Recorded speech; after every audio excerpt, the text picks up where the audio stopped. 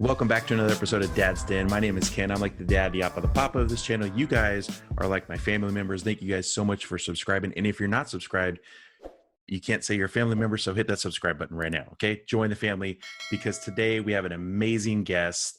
Completely honored that he's even agreed to come on our show. This is so cool. I have done 2 reactions to 2 of his songs. The first one was Rap Wars with ADK, BlaaZe, and Lady Cash. And the other one was Pray For Me, Brother, which I've got some amazing information about that song, by the way, because I didn't even realize when you said, Ken, you got to do this song. We talked about it. Anyway, I'll stop talking. BlaaZe is here, everybody. Here he is. BlaaZe, thank you so much for being here. I appreciate it. Hey, what's up?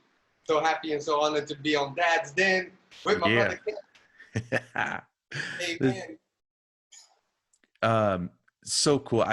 This is what's weird is I did my very first reaction to you when you guys did that Rap War thing, and it's funny because I talked to ADK and Lady Cash now, and now I'm talking with you. I've literally have conversations with all 3 of you guys now, which is so cool. Lady Cash is going to come on the show at some point as well, and so is ADK, and I love that. That was just fun.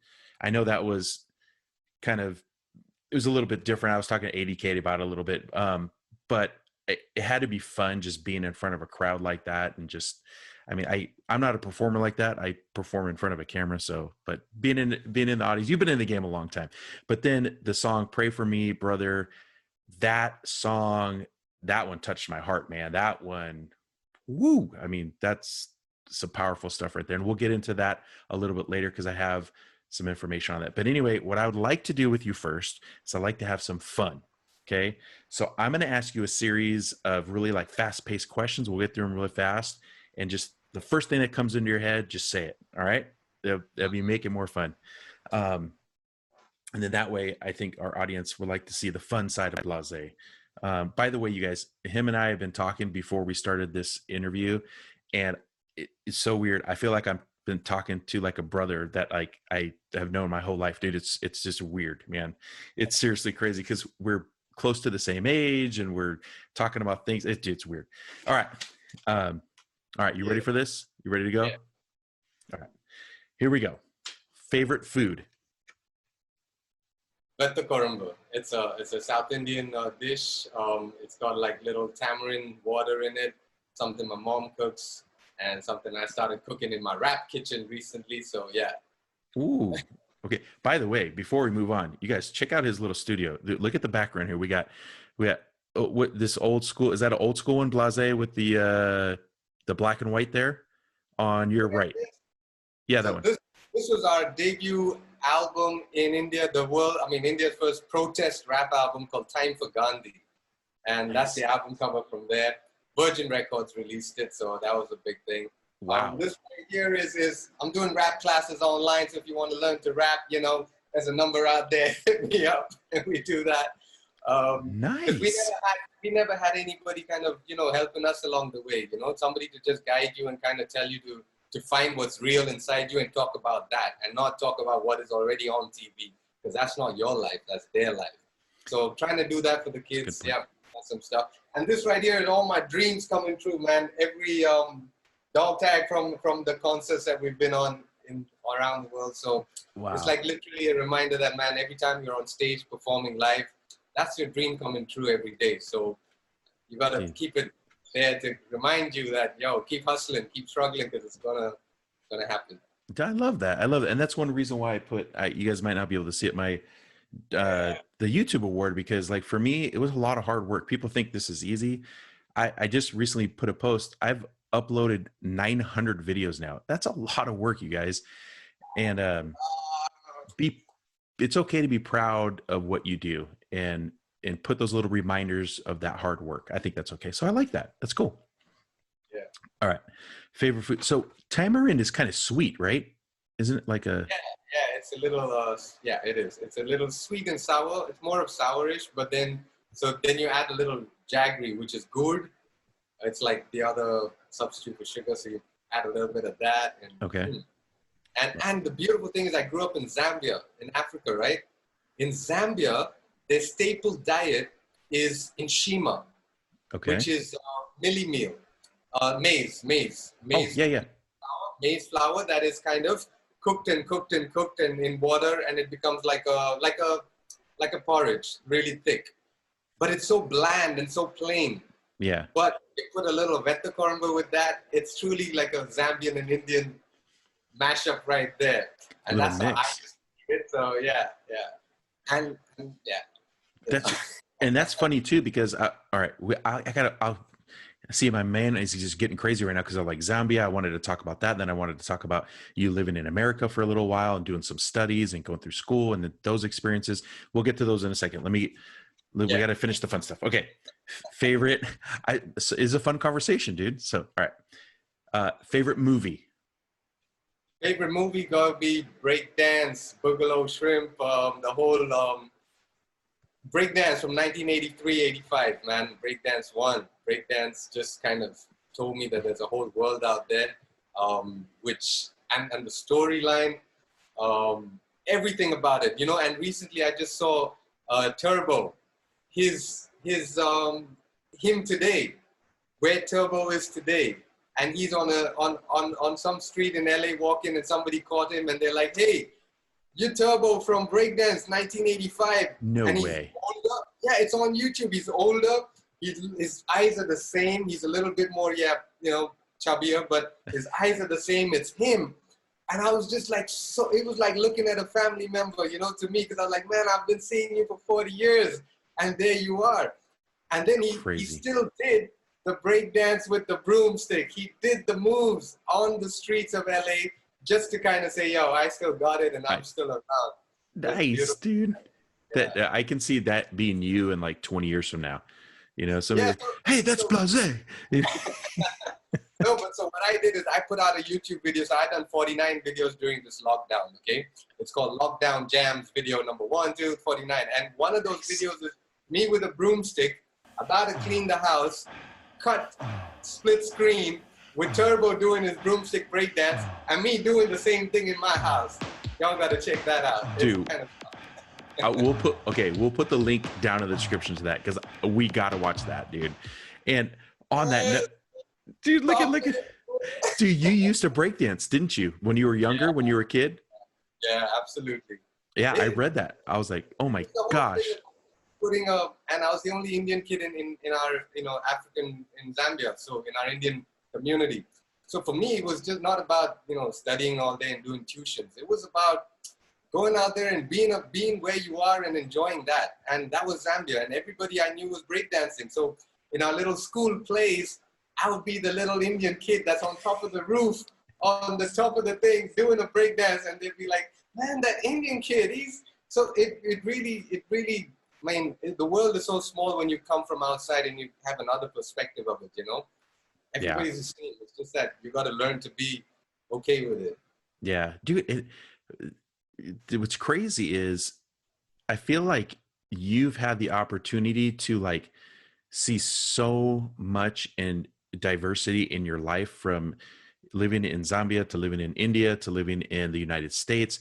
And it's almost like that gives you so much more, I hate to say it, like firepower for songs, for songwriting, for inspiration, for because you see different cultures, you see struggles in different cultures and stuff. And I know that was a big part of what you wanted to do in your career, was to make a difference in real life and communities, not just, I want to become rich, I want to become a superstar. You actually wanted to make songs about things that mattered. So that's gotta help, I would imagine. Completely. That's probably one of the biggest things, and you're the first one to actually nail it, because that's why you have a world perspective. That's why you can understand psychology of people, and that's why you see people not for their color. You just see them for being a person, doing what they love to do. And I got to add to that, I was in boarding school in Suffolk, UK, at an army school, which is a countryside, man. For 5 years, I did my GCSEs out there, so that was another trip altogether. And I'm still in touch with them, and we used to go cross-country training and stuff. And I'm not the very built kind. I have like major wheezing, asthma. I'm with the British weather. So me and another friend of mine, John Wright, we would be the last two in the thing. But while we're running, we'd slow down, slowly head back. and then start rapping while we're Nice. running. Might be doing Easy E and he'll be doing Dr. Dre and we'll be rapping while running. Dude, So that's yeah, crazy. amazing, Man, I mean, just what a world perspective you got. I mean, that's unbelievable. You know, I wish I was able to do all that. But that's cool. All right. Next quick question. What is your favorite song of all time? Like if you only had one song that you had to listen to for the rest of your life, what song would you pick? That's a hard question. I know. Yeah, honestly, it is. But I think there's something about Tupac's "Dear Mama," uh, only because it's the first time that I realized that even though the world thinks you're a gangster rapper and you've got all these credentials around you, when you hear the words and when you hear that, it's coming from his soul, man. It's not coming from his throat. You know, that's how it touches you. Every time you sing, you gotta feel something in your stomach. And when he opens his mouth, it just pierces right through. And it doesn't matter if I'm an Indian kid sitting in Zambia, you know, it still breaks through any sound barriers and gets into your soul. And you're like, man. Yeah. And of course, you know, because my mom and dad, like all this stuff I've been telling you, it's my mom and dad who decided, hey, let him go there. Hey, let him try this. Hey, yeah, you want to wear an earring? Go for it. Yeah, you know, the amount of stuff they've been through my, you know, extended family and relatives being like, yo, this kid ain't never going to be anything. You know, look at how you're letting him go. But the point is they let me do that. And then when Tupac comes out and says, Dear Mama, and makes a song like that, you realize in your own little small subconscious world that, man, it is possible. I can talk about good things. I can talk about something real. And it can still go to number one, you know? Yeah. So I think, yeah, maybe Dear Mama, man, because, or anything actually from Tupac. It just Yeah. touches the soul. Dude, it's one of my favorites from him for sure. Absolute favorites. It's a beautiful song, man. Just yeah, and like you said, it's from his heart. You can absolutely tell. And so my next question, you probably just answered it. I maybe your favorite rapper of all time. Would that be Tupac? Yeah, Tupac. Yeah, absolutely. All day, every day, any day. It's like when you're feeling angry, when I'm feeling stressed or I'm feeling like, things are not working out, I just put on my headphones and blast some Tupac, man, and I'm okay in an hour, you know? Yeah. He takes out all that frustration and stress from within the listener. And at the same time, when you just want to hear somebody speaking the truth, there's nobody else speaking the truth, man. It's so prophetic. We Yeah. still 20 years later. Imagine that, you know? And it's still relevant. That's the thing. It's still relevant Yeah, today. yeah. And but that's the one cool thing that I love about music. You know, people ask me, why do you love music so much? Or why would you do music reactions? Because most of my music reactions, um, a lot of them get copyrights because of the music and I can't use them or they get blocked or I get, possible strikes on my channel, which can be scary. But I continue to do it and I could try to help out small independent artists as well. But uh, music, I think, look, I'm a godly person. I'm a Christian. I believe God put music on earth for a reason, because music can create emotions that words by themselves or other things can't create within like your heart and your soul. It's music that really, really moves people. Think about music in this sense. You go to like a church or a temple or a wedding or a concert or anything that you're going to. There's music everywhere. There's always music. No matter where you go in life, there's music, and it's because it moves people. So I'm with you there, man, with good music. So, I'm curious to know, what's that one song? ooh, Flip the script. yeah, look at you becoming the interviewer, me the interviewee. Um,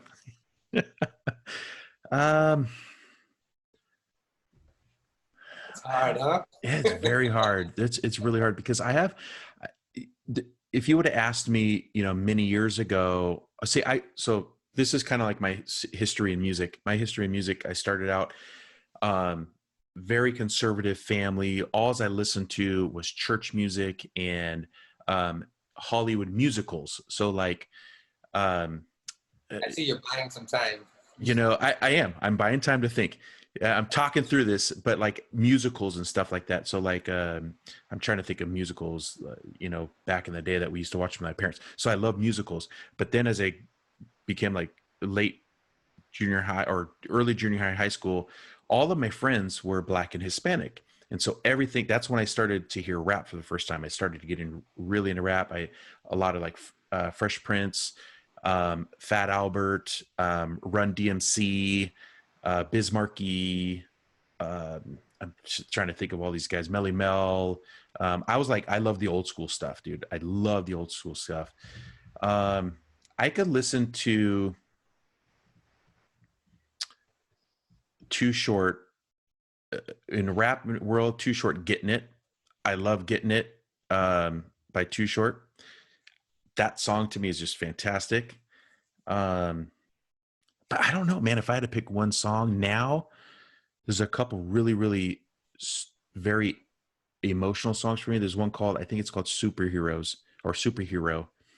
And I love that song because it makes me think of my kids, because both my kids are special needs. And to me, they're superheroes.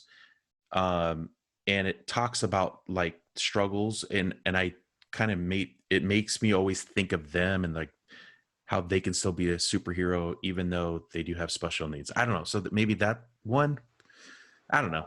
That's hard. That's hard. It's a tough question though. I don't like being interviewed. Don't do that again. All right. Um, this is a fun one. What is your favorite United States movie? So favorite Hollywood movie. So again, man, I mean, if we go, I'm gonna start using your technique. So if I was to look at it back in the day, it would be breakdance. And then if I kind of moved on into the late 80s, 90s, it would be Footloose. And then if I, so that's what I'm saying. It's like when you keep growing, you keep evolving. And It's true. It's true. yeah, I think for me, it's always been something to do with music, to do with that angle of it. And I'm not talking about Step Up and the new breed of musicals. No, that's Right. not it. I'm talking about way back that space. But yeah, mostly yeah, something like that, man. I think still breaking. It's still like my all-time favorite. Dude, that's cool, man. That's it. What's funny is here in the United States back in the day, that was a very cult kind of movie. It wasn't mainstream. It kind of went mainstream, but it was like a cult kind of movie. Certain kids got it. Some kids were like, what is this? They didn't get it. But dude, that's crazy, man.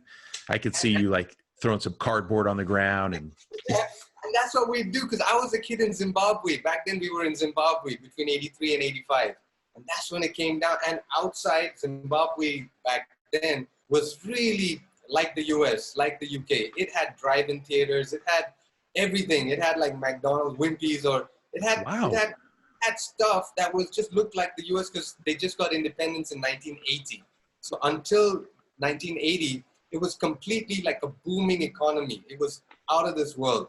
And you just walk down the streets, which are almost like shining. You see guys just take out cardboards and put it out because breakdance came out. So it became like a real big thing out there for sure. That's awesome, dude. That's super cool. I love that. All right. The next question. This is kind of cool because I was going to go through these, but it's kind of each question is leading us into something, which is kind of neat. All right. So these are would you rather questions, all right? And you have to pick one, okay? So, and they're going to be weird. They're meant for kids, but it's meant for me and BlaaZe to be silly together, okay? All right. If you had to be friends with either Superman or Spider-Man, which one would you pick? So here's the thing. I would be friends with Superman because I would love to fly. But at the same time, my kid is a huge Spider-Man fan. So he'd be like, Dad, how you not going to pick Spider-Man? So Yeah. Yeah. See, we grow and evolve as humans. We get kids and all of a sudden we like different things. All right. See, and since you're talking about Spider-Man and Superman, I don't got kryptonite. I got a meteorite right here. nice. Is that a real meteorite? Yeah, it's a meteorite. Tell me about that. Man, so it is So I had a dream and I woke up and I found meteorite. No, man, it's an actual meteorite. And when you, especially in India, when you have all these things about when you go back into astrology and you go back into the Vedas and then you meet these guys and they're like, hey, you know, wear this color stone and it's going to bring you money. Wear a topaz and it's going to bring you fame. I'm like, what stone is going to make my hair grow back? You know, they don't got that. So then I was like, okay, so if I am going to pick a stone or wear a stone and make somebody in the family happy, I was like, what is that? They said, oh, that's meteorite. I mean, it's just like, it's got good energy. But I was like, man, that didn't come from this world. So that's what I'm wearing. You That's know? funny. Yeah. That's kind of a That's cool, dude. So you're kind of, in a way, you're kind of like Superman. No, I'm just kidding. All right. If you guys heard that noise, I apologize. That was my son bringing my dog in the room. So I apologize, but hey, it happens. All right. What's his name? My son's name is Connor, and then this is my dog's name is Shiloh. So What's up, Connor? He just walked out. He's all shy, but all right. Yeah. So next question is, if you had to eat one of these things for the rest of your life, okay, and this is all you could eat for the rest of your life, would you rather eat biryani for the rest of your life, or would you rather eat ice cream for the rest of your life? Man, so I'd be an ice cream kind of guy, straight up. Yeah, because I'm not too big on, I'm a vegetarian. Okay. And I'm also not that great with eating all vegetables. You know what I mean? I'm a very fussy kind of eater, basically. Gotcha. And therefore, I cook my own food because I figure that's the only way to survive, man. If you're going to be fussy, then you figure out what it is you like, learn to cook it, then you don't have nobody to blame, you know? It's like, it's on you. That's true. Yeah. That's, all right. That's why we call it the Rap Kitchen. The Rap Kitchen, dude. The Rap Kitchen. Nice.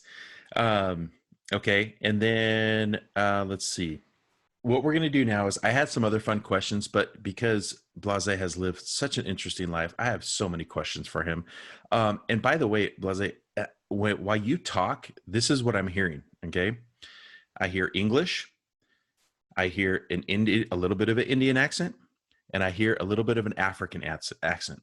And I'm not kidding when I hear it, because there was a couple things you said. I'm like, he sounds like he's from Africa there. And then another thing you said, oh, there's this Indian accent. And then another thing, I'm like, oh, he's got a little bit of an English accent. Dude, you must have picked up stuff along the way of all your world travels. The thing is that when you look at the entire world and you think about why is it that you can talk the way you can talk, it's because you understand that you must be able to be in the place that you are in and appreciate what is so beautiful about that place. And I do that because when I talk with my friends in Zambia, and I'm just tripping, man. It's just the African accent, the Indian accent. Yes, even my kids ask me, it's like, I feel that my accent, which is not like the African way, and it is not like the very Indian way that they try to joke about. Mm-hmm. It's a culmination of all of that to say, this is, especially in Zambia, for people, I mean, if you meet Zambians, people from Zambia, this is their accent, because it's like, it's the middle path, you know? Mm-hmm. It could also be a little British, it could be a little Cockney, but it is the middle path. It is just like all of them, and there's the line in between, just to get your point across. That's all that matters, you know? Yeah, dude, it's crazy though. Like, but I loved how you said that, where you said, being able to wherever you are living, or whatever your experiences are, being able to respect and love what it is that makes that culture special. It just made me think of, I had an individual, I very rarely get negative comments on my channel. Very, very rarely. A lot of support from my Tamil people. You guys are amazing. But I just literally yesterday, I'm having this conversation with this person. They're like, oh, you're fake. You're this and this. I said, you can say what you want. I go, maybe that's your opinion. I go, but this is not fake. I'm telling you right now, this is not fake. I am loving learning this and learning this new culture and people, and he's like, well, why do you try to say Tamil words or whatever. You're like trying to like "Vanakkam makale unga saproku mikanandri." You're like all this stuff. Why do you say that? And you're just faking it just to get views. And I said, no, because it just like you said, I'm learning something new, and that's my way of showing some love and respect to the Tamil people. And you You know said my what? point perfectly. You need to be my PR guy. And you know what came without hate, there's no love. So you just graduating to the next level of love coming from everybody because they throw a little hate in there just to let you jump over that and move on to the next. You're like, now I'm worldwide, man. Come on, bring it on, haters. Let's go. Let's go. Let's go. So, and the thing is, I mean, most of my videos are nothing but love. So when I see that one, I do like to engage sometimes just to try to, explain to them, hey, this is who I really am. Either you like it or you don't. You don't have to like it. So, Yeah. but anyway, all right. So, you guys, I want to go through some of this stuff because I think you guys are going to be blown away when you hear some of his resume, BlaaZe's resume. This is just absolutely crazy. First off, I'm gonna read what Wikipedia says is your real name. Okay, this might be the longest name I have ever seen in my entire life, you guys. Okay, it says his full name is Lakshmi Narasimha Vijaya Raja Gopala Shreshadri. I don't know why that's hard for me to say. Sharma Rajesh Raman. Is that your full name? Lakshmi Narasimha Vijaya Raja Gopal Sheshadri Sharma Rajesh Raman. That is crazy. Okay, tell me about this name. Man, so actually what happens is when I was born, my grandfather was a priest at a temple in Bombay. And Lakshmi Narasimhan is the deity, the idol at that temple. So he said, Lakshmi Narasimhan's coming. So he had Lakshmi Narasimha. Vijaya, okay. So October 15th is Vijaya Dasami Day. It's again another festival day. So they said, okay, Vijaya, because I was born on Vijaya Dasami Day. Okay. Rajagopal is my grandfather's name. Okay. And Shadri Sharma is like the clan. You have like your clan lineage of, you got the Jacksons, you got the Sharmas, you got, okay. You know what I mean? Yeah, so, yeah. Shadri Sharma is that. Rajesh was an actor from way back in the 70s called Rajesh Khanna. He was a big Bollywood icon. And the female counterpart to him was Rekha, who's still around today. Rajesh Khanna passed away. But so my mom named me Rajesh, and my sister's name is Rekha. So it was Rajesh and Rekha because she was into that state. It was literally that. And Raman is my father's name, you know? So it's just, but when I grew up in Zambia, I had never spoken about this before because as a kid, this is your number one ticket to getting bullied. You know, this is your number one pathway to getting taken out at school. So it was just Rajesh, you know? But when I moved to India and I started going through the Indian stuff and looking at the Indian texts and from way back, you start to discover that, man, how can you be embarrassed or shy about that? Because each one of those names has a meaning behind why it was kept for you. And that's like blessings of all your ancestors, not just the last two. So it kind of made it a lot more powerful. And then I just said it out in one interview for fun. And they printed a headline and I was like, all right, let's roll with it, you know? Yeah, that's cool, man. That's really cool. I saw that and I'm like, wow. Like I had a friend, Hispanics, they tend to have long names because they use their father's last name and their mother's last name.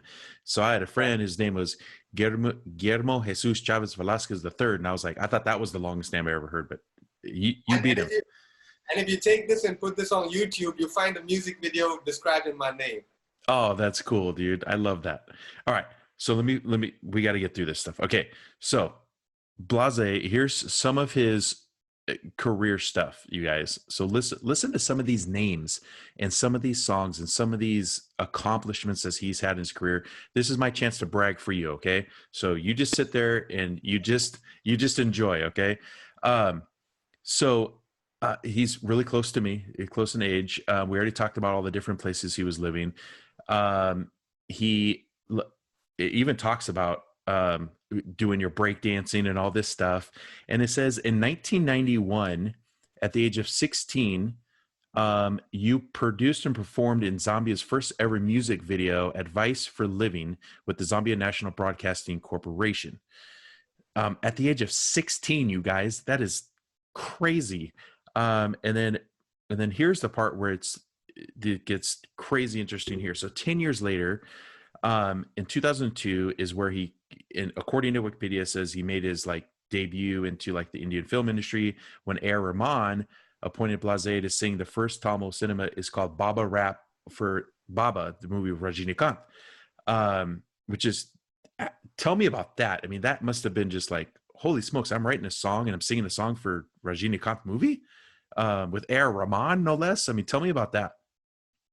So, man, A.R. Rahman, firstly, is a blessing, man. He's like one of them angels that because he's around, angels do exist. Oh, you wow. know? Because for me, since 91, like you said, when we did our first Zambia video, that was just me writing a poem, watching the TV, watching the new president that was, coming in to power, excuse me, coming in for elections. And when I wrote that poem, my dad saw that poem, and he had come home from office with a friend who was playing a guitar and who was on a wheelchair. And he had a guitar, and he was a colleague of my dad's. And he said, hey, and I said, hey, I've written this poem, And it wasn't even a rap. It was just literally a poem. And he said, yo, Ben Chiesu was his name. He said, play some strings and, sing what you got to sing. Wow. And I did that. And on Tuesday, right there, he took us to the TV station and he put that out. And over there, it's a small country and they're so like endearing, warm, it's real. And they were like, this Indian kid's written a rap for our, upcoming election. So let's put him on TV. Let's shoot it. And they put it on TV, and on Thursday, wow. He won. That guy won, Frederick Chiluba, rest in peace. So he won, so I became like, and you only had one channel back then. So it was like from 5 p.m., Top Cat starts at 5 p.m., and then it ends at, midnight with Dynasty or Dallas or something. But so if you were on TV, so if you were on TV back then, it was like the whole country kind of knew about you. Wow. So that was my first thing over there. And that's how that TV thing came out. Okay. Cut to, again, 10 years later, it's not been easy to get to AR. A lot of people think that, man, it's an overnight thing and he's just going to call you and get ready. It's not. So in 2000, when I finished my stint in LA and moved back to Bombay, I took out a CD, saw the back cover, saw the address, and I wrote a letter. Yo, I'm a rapper and check this out. I didn't get a reply. And then a year later, I was during an MTV thing. I went to there's a jazz legend called Louis Banks in Bombay. And I know Louis Banks. Yeah. I've heard of Louis Banks. Yeah. I have. He's my godfather, man, because he was the legend who was sitting there saying, hey, you're a rapper, you've come from outside Africa somewhere, come over for my birthday party. And when I went to his house, the entire system was set up. He had drums, he had equipment, he had keyboards, he had the works, and he just gave me the mic. And he said, yo, start rapping. And I started rapping, and there were all these guys who were playing around, and I just kept going. And then Drum Shivamani, he's a big dude, man. He's another legend, an icon. He was drumming, and I was rapping. And he's also a South Indian guy, Tamil guy. So when we finished that session, I went up to him, and I said, man, Shiva, BlaaZe here, if ever you bump into AR, please let him know that I exist. And correctly, like a couple of months later, he called me at 4 a.m. from a studio in Bombay, and he said, hey, AR is here right now. If you can come in the next 15 minutes. Oh. I got up, jumped out of bed. I told my wife, bye-bye, I got to go. I went to the studio. I met him. Again, I gave him another demo CD or cassette. I was like, hey, man, this is BlaaZe, this is my stuff. And the only thing he asked me was, do you rap in Tamil? And I said, damn. I said, no, but I can try. Because I am a Tamilian, proud of it. Yep. I grew up all my life outside, so I think in English, man. I write in English, and that's what I'm most comfortable in. Right. But sure, I can try. And I think that's what gets you when you say I can try. Because they ask you, man, can you fly? You say, no, but I can try. I'll try. You're getting the job, So that happened. And then again, another year passed, man. So it's not like things just kind of happened. And then my wife was working for Sony Music back then. And I never hustled Sony back then because I hated the fact that if somebody's in there, that's not the way to go. They got to come to you. So I played my cards really low key back then. And then she was going to Chennai to meet A.R. Rahman. And I said, man, now I've tried twice with this guy. I've sent letter, I've met him. I don't have so many more CDs or cassettes to give away, man. That was hard to keep printing and burning that stuff, you know? You're hustling. Yeah, so I said, well, here it is. If you do have a word with him, give it to him, but ask him only if he can listen to it right now. And if you can't, then don't leave it. Please bring it back because I don't have like lots of them. And she said, man, that's A.R. Rahman. I'm not going to be able to say that. And we got into a whole thing about that. I was like, well, if you can't say that, then there goes my dreams, you know? And then I waited, and at that time, I had joined a radio station as a RJ drive time, 5 p.m. to 9 p.m. when radio just launched in Bombay. It was all English, Radio City. So it was a big leap. It was like, man, English radio is coming to the country, you know? And I was the first RJ on there, and I loved it. Just talk about music and get paid. And while I was on the station, she called me from Chennai. Actually, before she called me, AR's manager called me. I said, hi, this is Noel, and can you get on the night flight and come down to Chennai? Mr. Rahman would like to record with you. And I was just like, that's a scam. That's not real, man. I'm in the middle of a job. I got people knowing that I'm hustling, so they're pulling my leg. I'm not going to fall for it. And then like 10 minutes later, my wife called. She's like, yo, I did it. I told him. And when I said that you can't keep the CD, you got to give it back, he was like, I don't even want the CD. Just get him here. If he thinks he's that good, let's do it. Bring him and let's record. And that was it, man. And I went to my radio station boss, and I was like, man, this is a call I got. It's like a dream call. So I got to go, like now. And he said, no. He said, you ain't going. And I said, well, I took my headphones because that's all I got. And I said, and I quit. Thank you, and I'm sorry, but I got to go. And I just left on that Tuesday. I walked out, and I took the flight. Night flight, came down to Chennai, got in the studio. And when he said rap for Baba, to me, Baba was like Sai Baba, Shirdi Sai Baba. It's like a religious thing, you know? Okay. And so I thought, like, rap for Baba? Okay, man, like, who the spiritual Baba? And he said, no, Rajnikant is Baba. And that's when it hit me. I was like, okay, and what you got to do, you got to impress them on your first shot, right? So I wrote, like, the longest words, the most complicated syllables I could think of. I was like, man, I got to show you my vocabulary, you know? I got to express. And I wrote all this stuff. And I go up to him and I'm like, hey, Rahman, I got it. I'm like rapping the stuff which is ridiculously trippy, complicated. And you'd listen to me and like, no, I'm not going to get it. This is not going to work. I was like, why? That's the coolest rap. That's the craziest words. That's the greatest punchlines. He said, I want the auto rickshaw driver in India, in Chennai. I want the auto rickshaw driver like the tuk-tuks. I want the driver of that auto rickshaw to be able to sing this rap. Because that's who Rajnikant reaches out to. He has an audience ranging from the auto man to the laundry guy to the guy CEO in the company. You know, so I want to cover all of those. So all the stuff you're writing and saying is just too much. So I was like, man, if an auto rickshaw guy who does not even speak English properly is going to have to rap what I am trying to rap, then that's like telling me to go back to nursery school and do ABC. And he said, yes, now you got it. I was like, you mean like ABC? He said, yes. And I really thought about it. I was like, okay, so Baba rap. So B to the A to the B to the A. He said, yeah, that's it. Write me that. And I was like, dude, that's like simple, man. He said, I didn't say it has to be hard.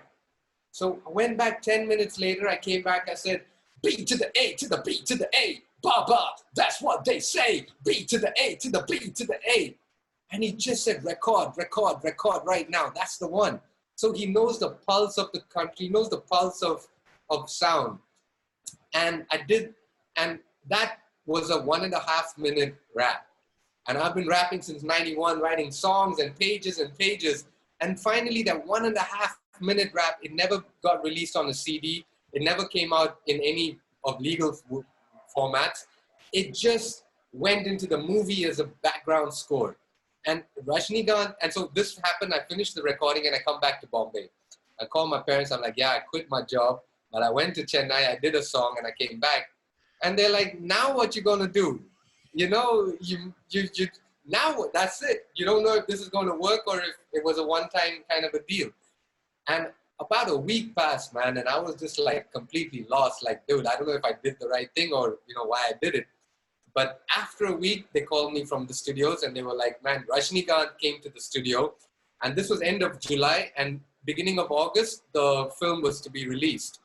So they were like, everything has been done. The audios have been out. The only thing left to release is the trailer and then the movie. So Rajnikant heard this new rap thing and he said, change all the promos, change all the trailers. And I want to put this rap bit in everything and in all the fight sequences. And when you see that movie, this rap comes like it's 7, 8 places, man, throughout. That's and it's awesome. just like punched again and again and again. And when you see Rajnikant's face flipping a cigarette in his mouth, and you hear B to the A to the B to the A, baba, and you hear a gangster, aggressive rap coming, it's just an unusual kind of a thing. So it really caught on. And then I toured the whole world with A.R. Rahman in 2003. And when people were doing their epic songs, I just came out on stage, did 1.5 minutes, and I was done. You know what I mean? It was like that 1.5 minutes took me around the world. So crazy stuff happens, man. That is absolutely insane. Absolutely insane. Connor, what's up, my man? My son just walked in. You're gonna come put yourself on this camera real quick. Come here. This is BlaaZe. Hey. Hello. What's up? This is my boy Connor. What's up, my man? You need something? Where are you going to post the thing? When am I going to tell all my fans to go subscribe to your channel? Yeah. Maybe I should do it right now with BlaaZe on there, right? What's the name of your channel? What is the name of your channel? He's asking.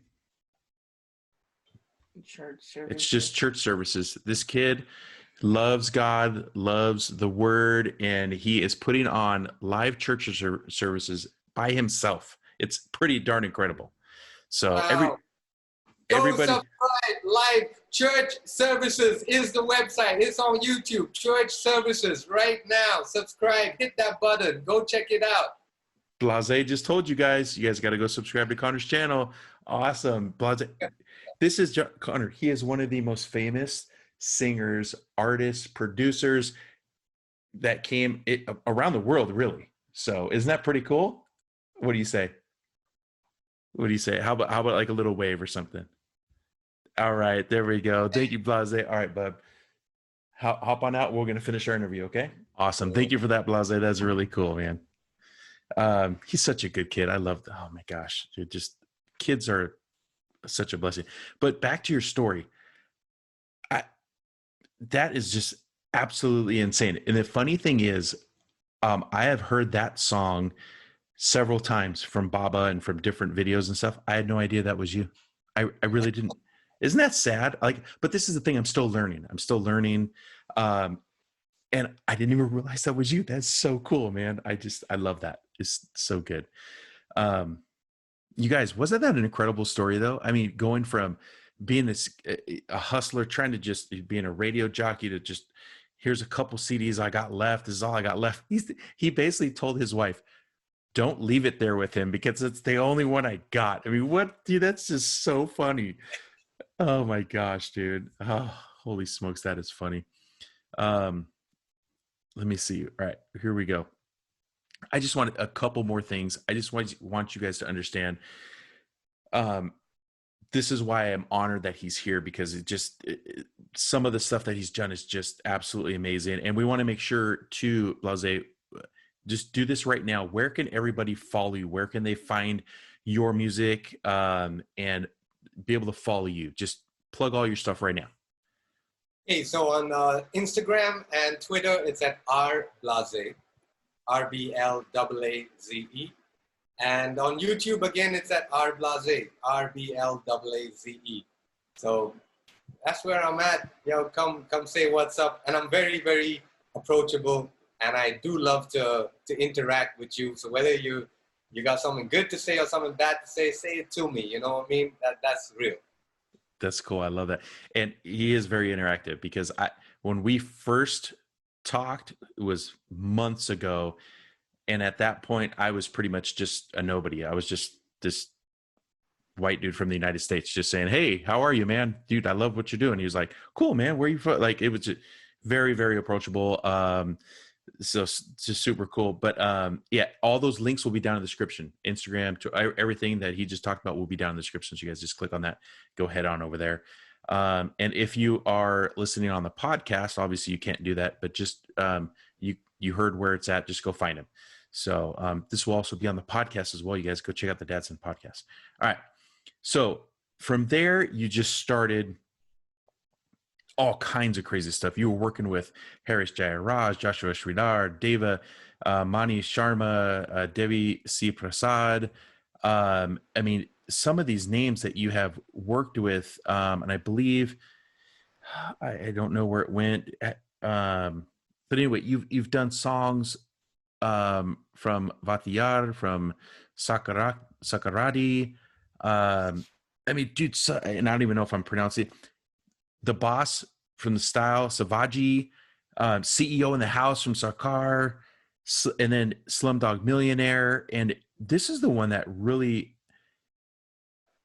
my favorite song, probably. I mean, CEO in the House was super fun. That was a huge hit song. But Pray for Me, Brother. I'm sorry, Pray for Me, Brother.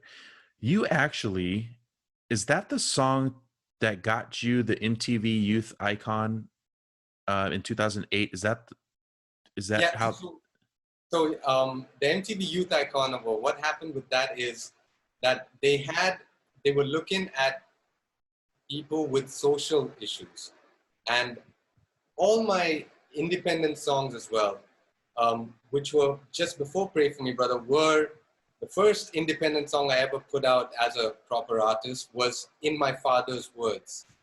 You have to check that out on YouTube. Okay, In My Father's Words.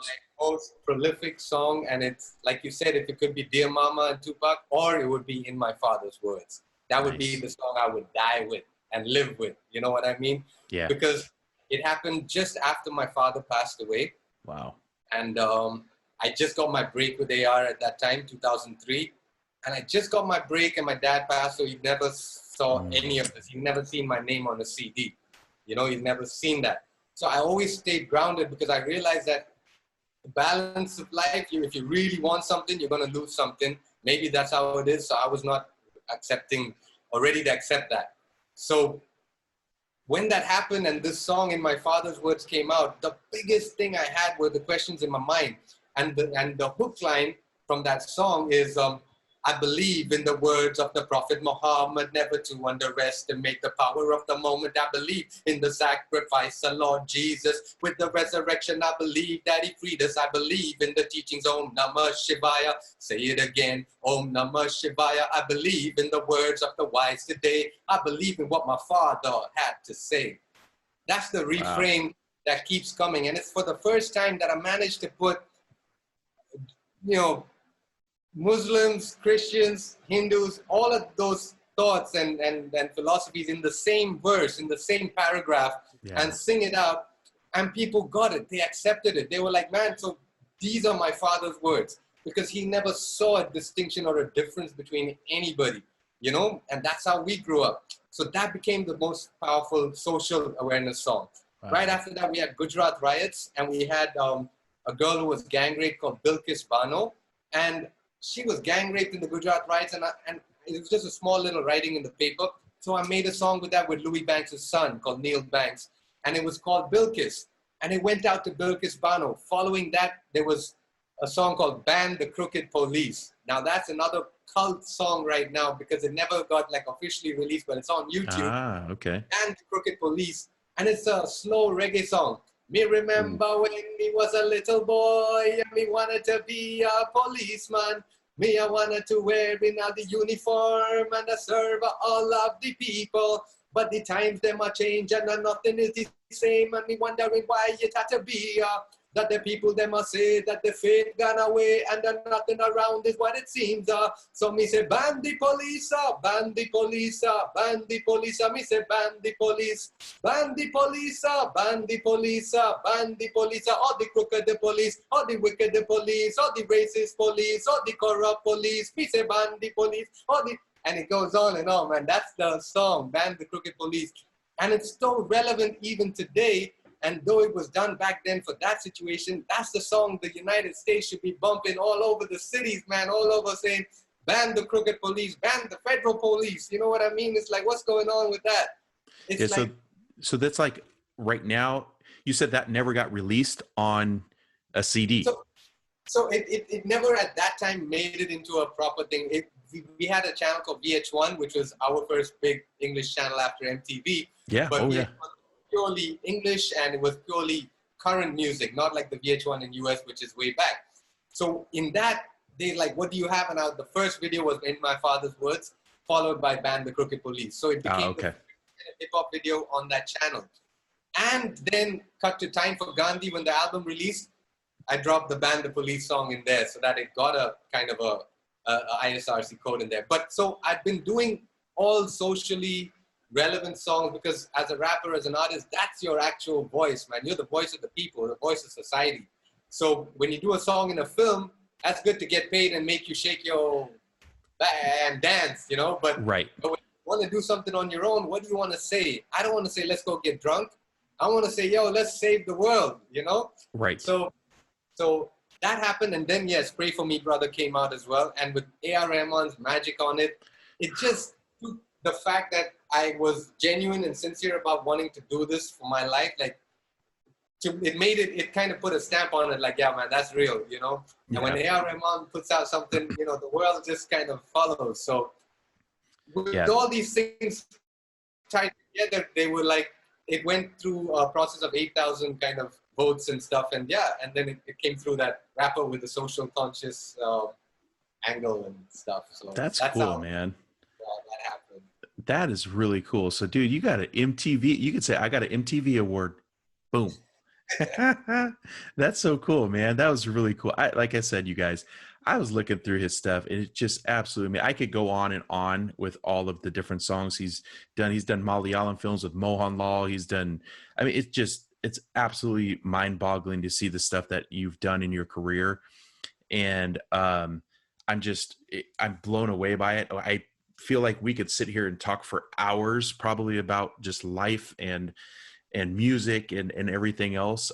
We'll probably have to have you come on again at some point. I mean, just. And right now we just released a brand new song again, launched by A.R. Rahman, called One World. So you got it. That is our brand new anthem for the world. And awesome. It is something so special. And if you guys really want to support an artist, go to oneworld.hearnow.com and buy the original song, you know, stream it on Spotify or download it on Apple Music or iTunes originally, so you can help an artist get paid and create the next song, you know. Link will be down in the description. Oneworld.hearnow.com. It's called One World, man, and it's so powerful. We'll make sure it's down in the description for you, BlaaZe. Anyway, thank you so much for coming on. We're definitely going to have you come on again. And maybe I'm going to have to go to I'm looking at your poster behind. Maybe I have to go to your rap school. You're going to have to teach me how to rap a little bit. Dude, I could throw down some old Kool Moe Dee. I could throw down some old Kool Moe Dee if you want. You want me to do it a little bit for you? Let's go. All right, here we go. Here's my, and the reason I do this song is because it's one of my favorites. So maybe this is one of my old favorite rap songs then. Anyway, all right, so here we go. Now, brothers are riding me like a pony. I'm no phony. I'm the only real micromoney, playing the mic like it's supposed to be played. New Jacks, you all should have stayed out of the business. What is this amateur night at the Apollo? Get off this stage. I'm enraged, just like a lion trapped inside of a cage. I'm the real king, rap in the jungle. I never understood how could one go to a party, watch me, stand around and jock me, become a rapper, and then try to rock me. Screaming like a demon, you're screaming and dreaming. I'm from the old school. I used to see men die for less, but I'm not living that way. I let the mic do the talking and let the music play. Yo, in the house, if y'all want to check out some more raps from the one and only Ken from Dad's Den, you got to go to dadsden.com and listen up, hit them up some requests. You're going to hear Kumo D, you're going to hear Fresh Prince, you're going to hear Eric B. and Rakim probably as well. Up Oh, yeah. Oh, yeah. So that's some good stuff. But BlaaZe, seriously, thank you so much for coming on and doing this. I'm honored and blessed, and I know my fans will really, really enjoy this, getting to know you a little bit better. And yeah, thank you. Thank you. Thank you. Thank you. I really appreciate it. Same here. Thank you so much, man. I wish you all the best. And I'm so honored to be here. I'm so happy to see you doing what's real to you and what you love, man. And that's magical. It's very hard for people to find what they love and actually make something out of that. And that's a blessing. So God bless you. And thank you so much, man. All right. Thank you again, BlaaZe. And everybody, if you're not subscribed, please subscribe to Dad's Den. I would love to have you as part of the Dad's Den family. Don't forget, all of the links will be down in the description to go support BlaaZe. Go hit him up. Let him know, hey, I watched the interview with Ken on Dad's Den. It was awesome. Just flood him with our love as we do here at Dad's Den. All right, guys. All right. Until next time, we will see you guys later. All right. Bye. Peace. Cool. Thank you. Thank you so much, man. Thank you so much, dude. I really do appreciate you coming on. I'm surprised that the Zoom call lasted that long. That was pretty good. Mama keeps texting me, hey, when are we going in the hot tub? What are we doing? What are you doing? Can you finish this interview? We get oh man, gosh. It's not on the thing, but that One World song. So we just put it out. Did you see it? Try and see it, okay? Okay. It's like it's a reggae song. It's with stock footage, but a video director in Bombay did it. It's the whole world coming together to celebrate. And that is something that we need to get a release out there in the US, man. So if you know any connections or hookups, just hook me up, okay?